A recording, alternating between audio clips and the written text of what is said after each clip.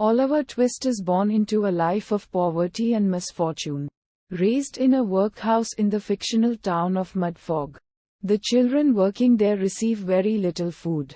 After 6 months, they draw lots, with the loser asking for another portion of gruel. Oliver is designated, and so he approaches workhouse manager Mr. Bumble and humbly requests another serving. A great uproar ensues at this perceived act of rebellion. Oliver is removed from the workhouse and sent into the service of undertaker Mr. Sowerberry. One day, jealous co-apprentice Noah Claypole insults Oliver's mother and an enraged physical altercation ensues.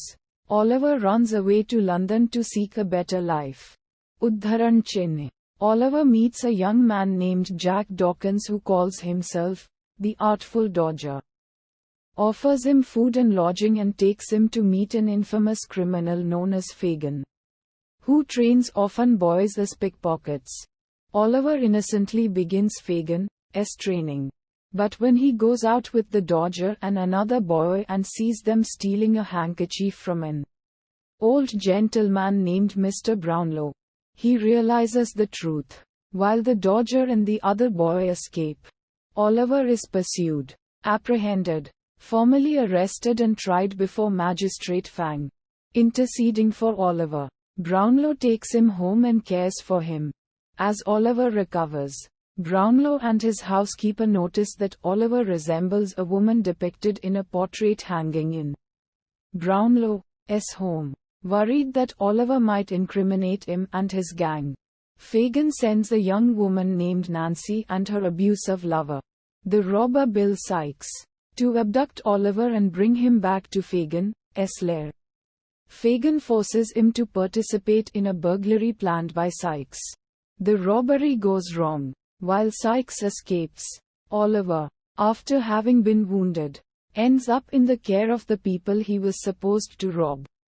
Miss Rose and her guardian Mrs. Maylie, a mysterious man, known only as Monks, teams up with Fagin. To prevent Oliver from learning of his past, Monks bribes Mr. Bumble and his new wife, the former widow Connie, for information on Oliver. Together, they dispose of a ring and medallion that had once belonged to Oliver's mother and had been stolen from her after she died.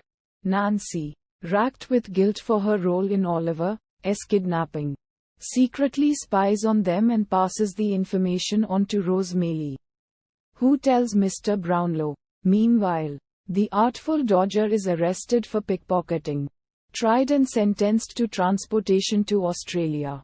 Noah Claypole, who had fled to London with the Sowerberrys' maid Charlotte after robbing Mr. Sowerberry, joins Fagin's gang. Following Fagin's orders, he follows Nancy and discovers that she regularly meets with the Brownlows and Maylies for the sake of Oliver's welfare. Fearing that Nancy has betrayed him and Sikes, which, unknown to him, she has refused to do, Fagin passes the information on to Sikes, who beats Nancy to death in a fit of rage and goes into hiding. He is recognized by an angry mob and attempts to flee. Going to Fagin's hideout, he learns that Fagin has been arrested. When the mob catches up to him, he tries to escape over the rooftops by swinging on a rope. But while he is about to loop the rope about himself, a vision of the dead Nancy's staring eyes terrorizes him into losing his balance. In the fall, the looped rope catches him around the neck and hangs him. Mr. Brownlow has Monks arrested and forces him to divulge his secrets. He is actually Oliver's half-brother and had hoped to steal Oliver's half of their rightful inheritance.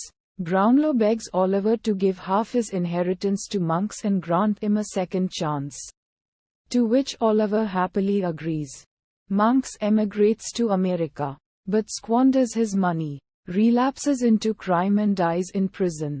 Fagin is arrested and sentenced to the gallows.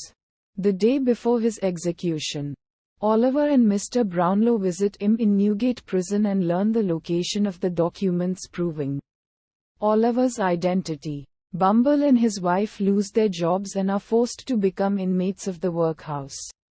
Rose Maylie, who turns out to be Oliver's maternal aunt, marries and enjoys a long life.